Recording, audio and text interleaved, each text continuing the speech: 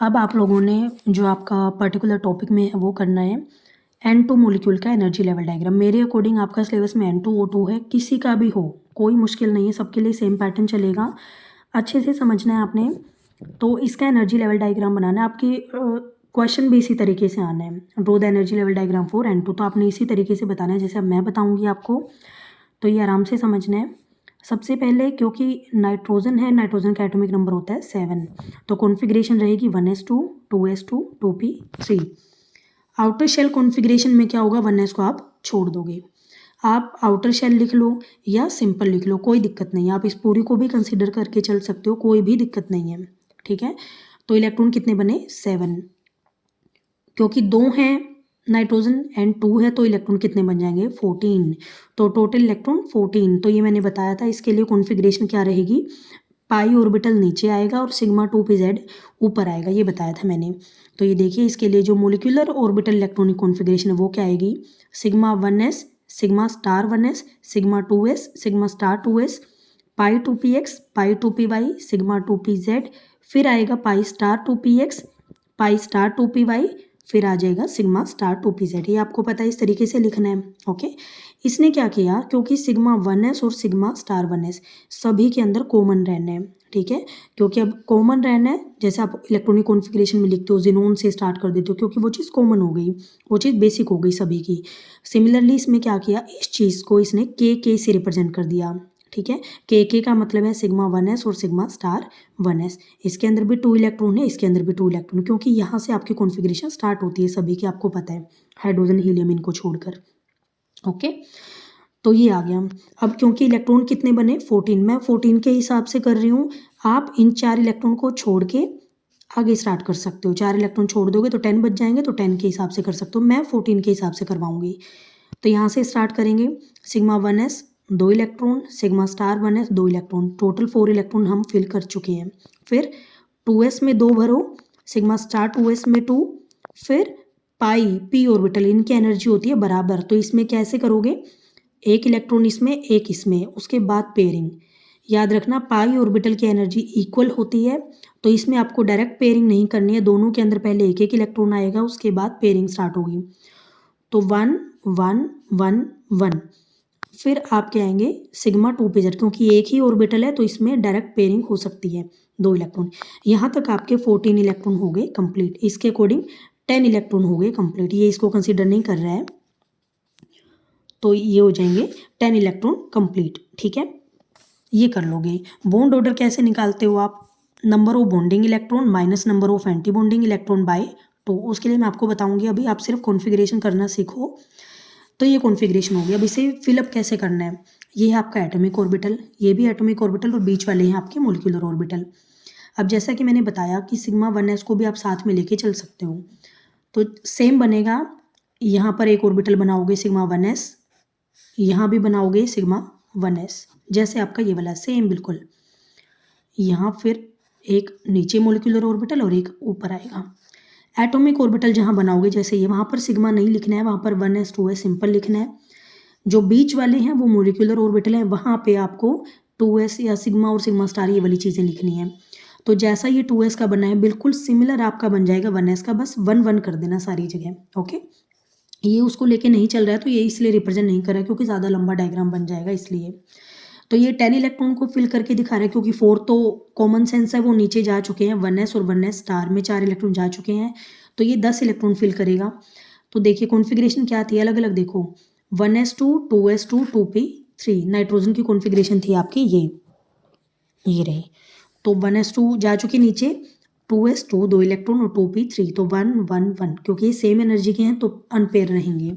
Similarly this side same रहेगा।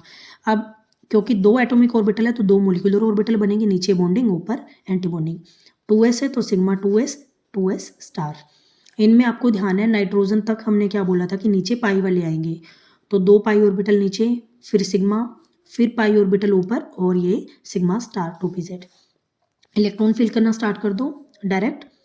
10 electron fill करने हैं, तो 1 2 3 4 5 6 7 8 9 10 10 खत्म हो गए, तो ऊपर आपके कोई इलेक्ट्रॉन नहीं जाएंगे।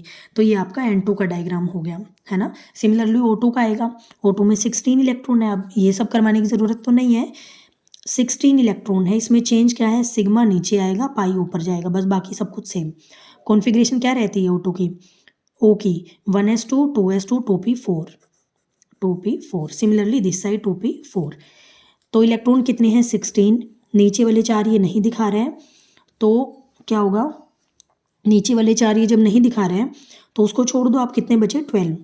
तो 1 2 3 4 5 6 7 8 9 10 11 12। तो यहाँ पाई स्टार के अंदर एक एक अनपेड इलेक्ट्रॉन आ जाएगा। इलेक्ट्रॉन फिल करने आ गए, आपको सिर्फ इलेक्ट्रॉन फिल करने हैं, कुछ भी नहीं करना। और ये आपके नाम सही होने चाहिए। एंटी बॉन्डिंग को स्टार से रिप्रेजेंट करना है, बॉन्डिंग को विदाउट स्टार रिप्रेजेंट करना है, ठीक है। नंबर, अब यहाँ पर बॉन्ड ऑर्डर मैं बताऊंगी आपको कैसे निकालना है। आप अगर थोड़ा सा पीछे चलें, ये टॉपिक रहता है बीच में, electronic configuration and molecular behaviour. जो आप इलेक्ट्रॉनिक कॉन्फ़िगरेशन लिखते हो इसमें स्टेबिलिटी कैसे बताओगे। देखो, नंबर ऑफ बॉन्डिंग इलेक्ट्रॉन को Nb से रिप्रेजेंट करते हैं, एंटी बॉन्डिंग को Na से रिप्रेजेंट करते हैं। ऑब्वियसली बॉन्डिंग मतलब लोअर एनर्जी, तो इलेक्ट्रॉन आपके ज़्यादा से ज़्यादा कहाँ होने चाहिए, बॉन्डिंग में। एंटी बॉन्डिंग के इलेक्ट्रॉन अनस्टेबिलिटी को बढ़ाते हैं और बॉन्डिंग के इलेक्ट्रॉन स्टेबिलिटी को बढ़ाते हैं। तो अगर आपके बॉन्डिंग इलेक्ट्रॉन ज़्यादा है एंटी बॉन्डिंग से, Nb ग्रेटर देन Na, तो वो अच्छी चीज़ है हमारे लिए, तो मोलिक्यूल क्या होगा, स्टेबल होगा। अगर आपके बॉन्डिंग इलेक्ट्रॉन कम है या तो इक्वल है, क्योंकि दोनों चीज़ें इक्वल है, तो जितनी स्टेबिलिटी उतनी ही अनस्टेबिलिटी, बराबर हो गया। तो यहाँ पर दोनों चीज़ें बराबर हो गई, इसका मतलब क्या है, कोई ओवरलैपिंग नहीं होगी, ना ही कोई बॉन्ड बनेगा, क्योंकि बॉन्डिंग बॉन्ड बनाता है, एंटी बॉन्डिंग बॉन्ड तोड़ता है। जब वो दोनों चीज़ें इक्वल हैं तो वहाँ पर कोई बॉन्ड नहीं होगा, आपका मोलिक्यूल बनेगा ही नहीं। तो ये चीज़ ध्यान रखनी है। Nb not equal to Na होना चाहिए, ये चीज़ आपको ध्यान रखनी है, इक्वल नहीं होना चाहिए, और Na ग्रेटर देन भी नहीं होना चाहिए। अगर ये ज़्यादा है तो मोलिक्यूल आपका अनस्टेबल है, ठीक है। बॉन्ड ऑर्डर कैसे निकालते हैं, bond order equal to Nb minus Na/2, number of bonding electron minus number of anti bonding by 2। Bond order is directly proportional to stability. Bond order positive है, इसका मतलब Nb जो है वो ज़्यादा है, तो स्टेबिलिटी ज़्यादा है। बॉन्ड ऑर्डर अगर 1 आया मीन्स सिंगल बॉन्ड है, बॉन्ड ऑर्डर 2 आया मीन्स डबल बॉन्ड है, बॉन्ड ऑर्डर 3 आया मतलब ट्रिपल बॉन्ड है। तो यहाँ से आप स्टेबिलिटी बता पाओगे। Obviously double bond, single bond, stability आप बता पाते हो ना बड़े आराम से।